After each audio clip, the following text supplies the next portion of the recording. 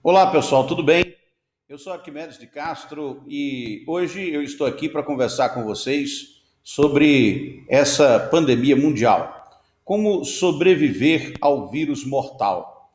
Eu estou acompanhando tudo que está acontecendo desde o início e, como muitos, eu achava que era uma coisa muito isolada, que ia atingir apenas a província de Wuhan e não ia ter grandes problemas para o resto do mundo. Apesar da região lá ser muito populosa, cerca de 60 milhões de habitantes, eu tinha a impressão de que era muito provável que não houvesse nenhum problema, que ficasse contido lá mesmo, na China, no Oriente, no máximo. Mas aí o problema chegou à Europa e depois chegou aos Estados Unidos e se espalhou por todo o mundo. E eu trouxe aqui o resultado, uma síntese do resultado da minha pesquisa sobre esse tema. Resolvi gravar esse vídeo para compartilhar com vocês o que eu descobri. Eu parti do princípio de que isso não era sério, que era apenas uma doença localizada. Mas depois que o ano chinês, o ano novo chinês foi cancelado, a Fórmula 1 foi cancelada, as Olimpíadas foram canceladas, as cidades europeias ficaram vazias, aí eu fui investigar para o que realmente estava acontecendo. E a minha investigação tem cerca de um mês. E eu vou compartilhar agora os dados com vocês, começando aqui com o que está acontecendo no mundo, né? Afinal de contas, o que é isso que está acontecendo no mundo? Será que isso vai me atingir de alguma maneira? Essa foi minha pergunta. E aí eu comecei a pesquisar e achei o que eu vou mostrar para vocês agora, que é um contador mundial. Você está vendo aí esse contador mundial, aonde agora, né, enquanto eu estou gravando esse vídeo, dia 15 de abril, 12h58, 2 milhões de pessoas infectadas. 2 milhões de pessoas infectadas. Em 185 países do mundo. São 128.071 mortes. E os países que estão liderando, está aqui, começa com os Estados Unidos, a lista termina no Brasil. No meio aqui você vê o mapa. Nesse mapa, tudo em vermelho aqui, são casos confirmados. Essa linha mostra como, de repente, a pandemia se espalhou pelo mundo e ainda está crescendo exponencialmente. Provavelmente teremos que conviver com esse problema durante muito tempo. E é por isso que eu achei extremamente útil gravar esse vídeo e tentar explicar o que eu já descobri. Porque tem muita gente que não está entendendo o problema. São 2 milhões de casos, 187 países, parou o mundo. E o que vem pela frente? O que nos aguarda? Será que eu posso ficar doente disso? Ou você? Será que algum parente nosso pode morrer? Eu estou aqui para tentar entender junto com você essa questão. E aí eu te chamo a atenção aqui para esses dados aqui, ó. Isso aqui é uma tabela de estimativas de infectados e o total de mortos no Brasil, sob diferentes cenários de distanciamento social e diferentes taxas de velocidade de transmissão. Esse material aqui foi produzido por um cientista de dados. Ele é professor da INSPER, é doutor em economia, e o Thomas Conte não é uma pessoa que chuta coisa, entendeu? Um cientista de dados, ele faz cálculos, ele não faz chutologia. E o que me preocupa aqui é que os cenários são muito ruins. Você imagine que num cenário sem mitigação é quando não é feito nada. Nós podemos chegar a 1.152.000 mortes. Um cenário com distanciamento social, né, e de toda a população, nós poderíamos chegar a 627.000 mortes. Num cenário com distanciamento social e mais rigoroso com os idosos, o cenário ainda é ruim. São 529 mil mortes. E o que poderia diminuir isso? Esse número extraordinário de mortes. Você que está me ouvindo aqui em Campina Grande, na Paraíba, onde eu moro, isso significa que nesse cenário aqui, de 529 mil mortes, aqui em Campina Grande morreria em torno de 2.000 pessoas dessa doença. Num cenário pior, aí nós teríamos 5.000 mortes ou mais, não se sabe.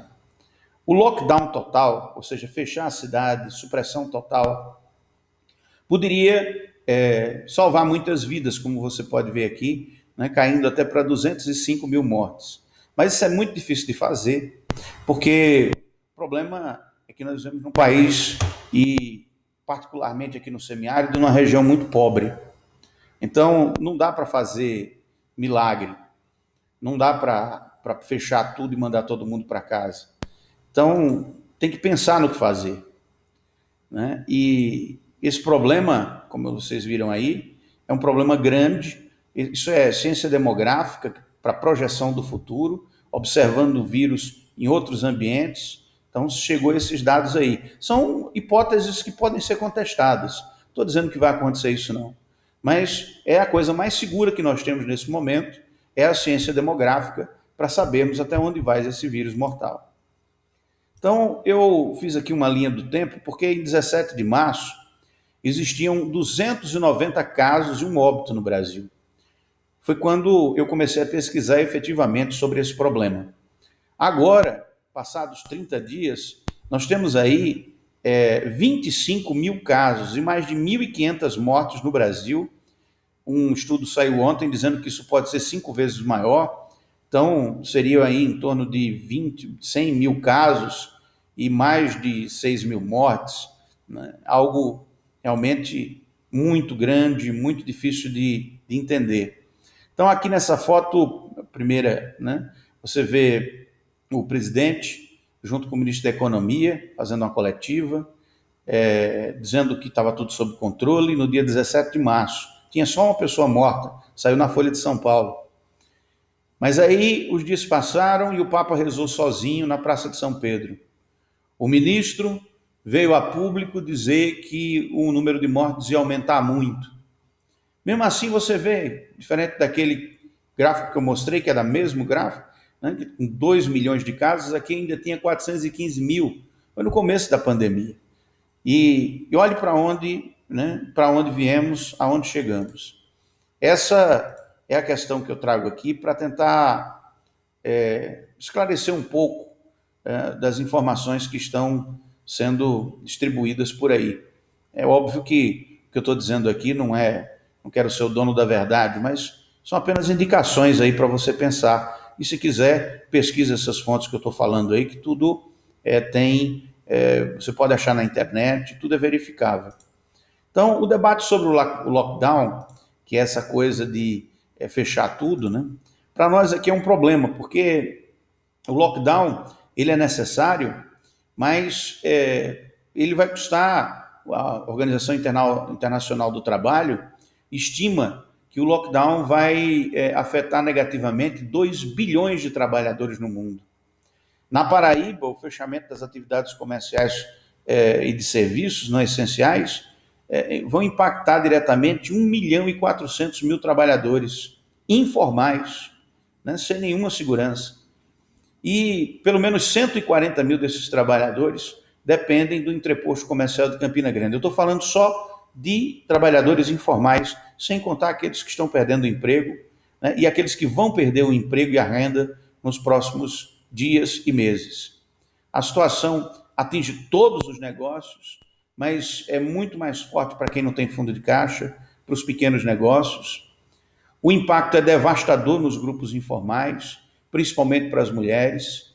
A evolução da pandemia durante este ano e pelos próximos meses deve ser acompanhada pelos governos e com o objetivo de diminuir os efeitos econômicos. Hoje, o prefeito de São Paulo, o governador de São Paulo, anunciou que vai distribuir 1 milhão de cestas básicas por mês, junto com a iniciativa privada e com dinheiro público.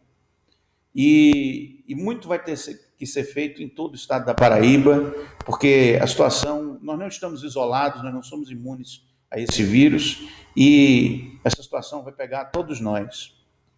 Então, eu fiz aqui uma análise econômica porque é importante a gente pensar que é uma questão de saúde, mas realmente é uma questão econômica também muito grave e que vai impactar o mundo todo. Não tem como negar que vai ter desemprego, que empresas vão fechar, que muitas empresas vão deixar de existir. Muita gente vai deixar de existir. Essa é a dura realidade. Mas a questão agora é o futuro, né? Por quanto tempo teremos que conviver com o vírus, com a doença e com a morte? Quanto tempo a gente vai precisar passar convivendo com isso? E aqui tem algumas projeções. Eu peguei esse estudo de projeções de transmissão epidêmica dinâmica do vírus SARS-CoV-2, que é uma pandemia mundial e foi publicada na revista Science. Você pode procurar lá por esse estudo que você vai encontrar. E um cenário sem vacina nos levaria a uma quarentena até 2022. Nesse primeiro estudo aí, que as conclusões já são tensas, né? Mesmo com distanciamento, com quarentena, o vírus não vai nos deixar e até 2022 nós vamos ter que alternar entre períodos abertos e períodos fechados. E na falta de outras intervenções, a doença pode continuar sendo um problema até 2024.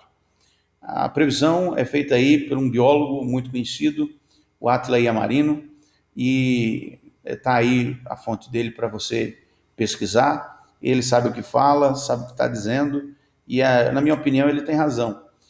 É óbvio que você pode discordar do que eu estou dizendo e, por favor, me indique estudos que possam fazer com que essas previsões e esses dados que eu apresentei aqui possam ser contestados. Eu gostaria muito de que todas essas informações estivessem corretas. Entretanto, temendo que elas não estejam, resolvi divulgá-las para que você possa refletir junto comigo sobre esse futuro que espera todos nós. Precisamos sobreviver a este vírus mortal e nós precisamos nos proteger da melhor maneira possível.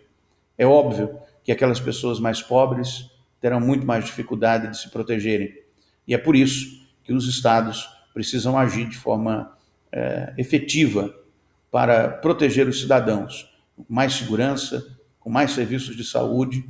Os empresários, aqueles que podem, devem ajudar os pequenos empresários, devem ajudar a população mais carente, devem unir forças numa grande corrente de solidariedade, porque é o mundo todo que está passando por isso. Reflitam que, se nós não tivéssemos o conhecimento tecnológico que temos hoje, um vírus como esse poderia extinguir a humanidade inteira. Seria um evento de extinção mundial. A espécie deixaria de existir. A nossa espécie está ameaçada. É muito grave. Os dados são científicos. Não é alarmismo. Nós vamos ficar numa situação muito difícil durante muito tempo. Prepare-se para isso. Seja solidário. Tome cuidado. Cuide das pessoas que você gosta. Não brinque com esse vírus. Não leve para uma disputa política partidária. As eleições, muito difícil acontecerem eleições. Muito difícil fazer eleição numa situação como essa. Os atos partidários não podem ser realizados, as convenções não podem ser realizadas, os testes das urnas não podem ser realizados. Não é uma questão eleitoral, não é uma questão que possa se discutir politicamente. É uma questão de sobrevivência. Todos, em um momento ou outro, serão chamados a encarar a verdade. Muitos continuarão negando, mesmo no seu leito de morte. Eu espero que esses dados que eu apresentei aqui possam servir para que você pesquise mais e, se possível, mude de ideia e fique em casa.